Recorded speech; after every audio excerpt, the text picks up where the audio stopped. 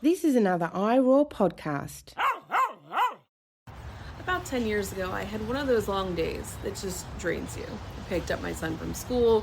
We were headed to the grocery store, and normally where we turn left, we decided to go home instead, and we drove straight down Monroe Road.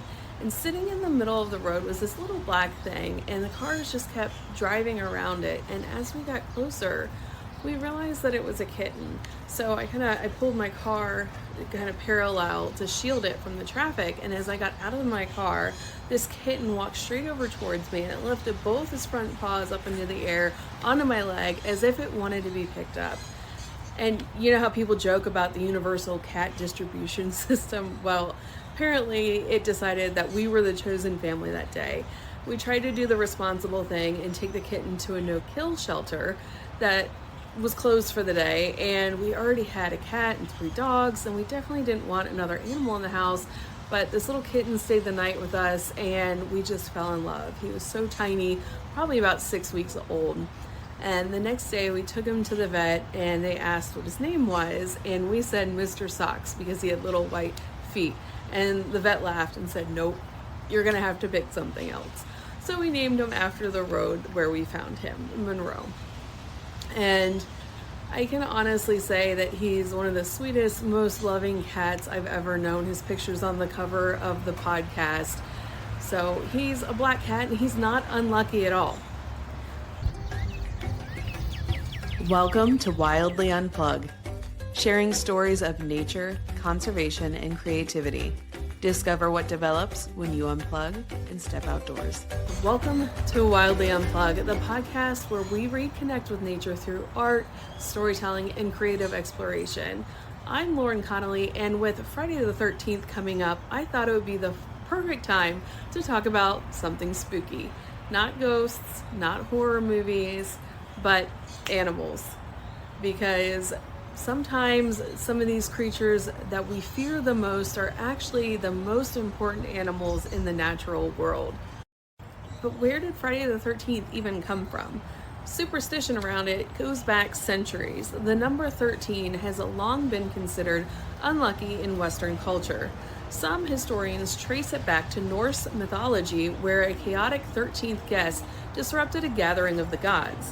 In Christianity, the Last Supper had 13 people at the table, and the following Friday was associated with misfortune. But as a Christian, I can tell you it's actually a good thing. He saved us. Over time, the combination of Friday and the number 13 became linked with bad luck, mystery, and things that go bump in the night. And interestingly, humans have done the same thing with animals. Creatures that move differently, look unusual, or come out at night are often labeled as creepy, sinister, or dangerous. But many of these animals are actually critical to keeping ecosystems balanced and healthy. Let's talk about some of these animals, starting small with insects, often getting a bad reputation because of pests like mosquitoes, but insects are the backbone of ecosystems. They pollinate plants, decompose organic matter, and serve as food for birds, fish, reptiles, amphibians, and mammals, including humans. Without insects, many of the fruits and vegetables that we enjoy today just simply wouldn't exist. Next up, we got snakes. As Indiana Jones said, why snakes? They're the most feared animals on earth, or some of them at least. Their silent movement and venomous reputation has made them villains in myths and stories for centuries. But the vast majority of snakes are harmless, and they play a crucial role in controlling rodent populations. By keeping rodents in check, snakes help protect crops, reduce diseases, and maintain ecological balance. Up next, we have cephalopods. In the oceans, there are animals like squid and octopus that have been portrayed as sea monsters for centuries. Think the kraken. But cephalopods are among some of the most intelligent invertebrates on the planet. They can change colors instantly, solve puzzles, and communicate using complex body patterns. They also play an essential role in marine ecosystems as both predators and prey. Dun-dun. Up next, we have sharks. They get some of the worst reputations.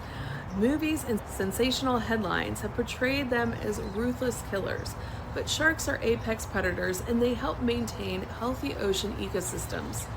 They remove weak or sick animals that help prevent certain species from becoming too dominant. Statistically speaking, humans are far more dangerous to sharks than sharks are to humans. Plus, you're more likely to get struck by lightning than you are ever to be bitten by a shark. I know from experience. Vultures have been associated with death and decay, but they're among nature's cleanup crew. By consuming carcasses quickly, vultures help prevent the spread of disease that could affect both wildlife and humans alike. In areas where vulture populations have declined, diseases and outbreaks often increase. Up next, we have frogs. Sometimes they get labeled as slimy or strange, but amphibians are incredibly important indicators of environmental health. Because frogs have permeable skin, they are extremely sensitive to pollution and environmental changes.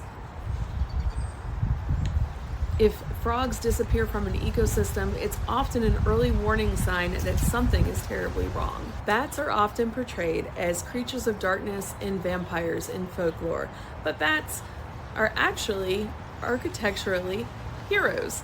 A single bat can eat thousands of insects in a single night, helping farmers to control pests naturally and by reducing the need for pesticides. Some bats also help to pollinate plants and disperse seeds that help forests regenerate. Now, alligators look imitating with their prehistoric appearance, but they're actually keystone species in wetland ecosystems.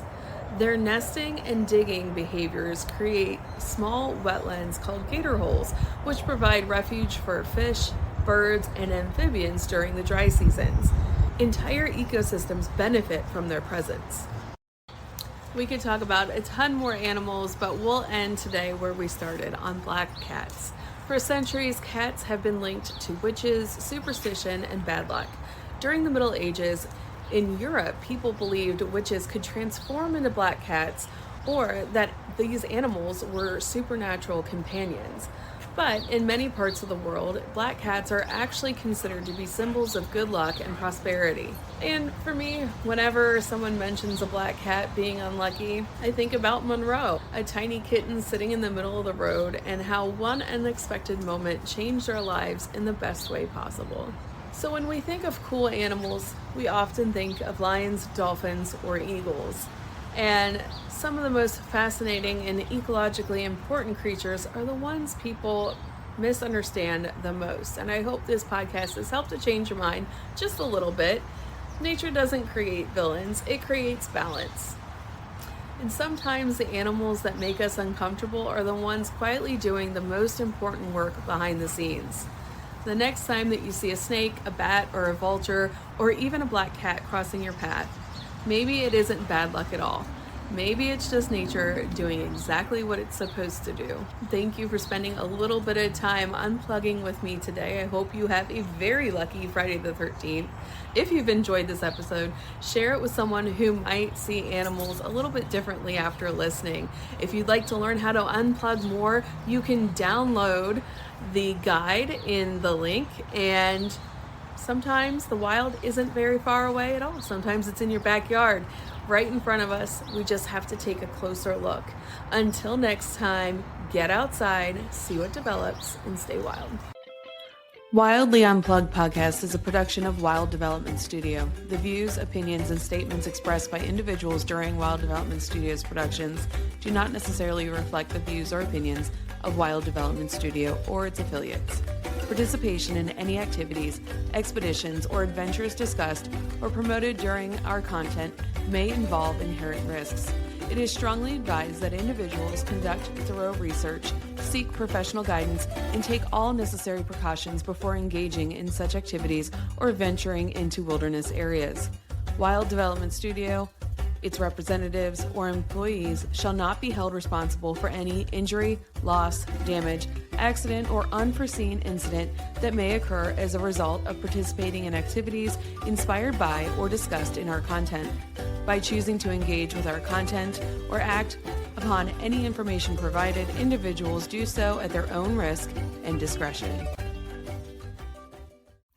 For more great iRoar podcasts, visit iroarpod.com.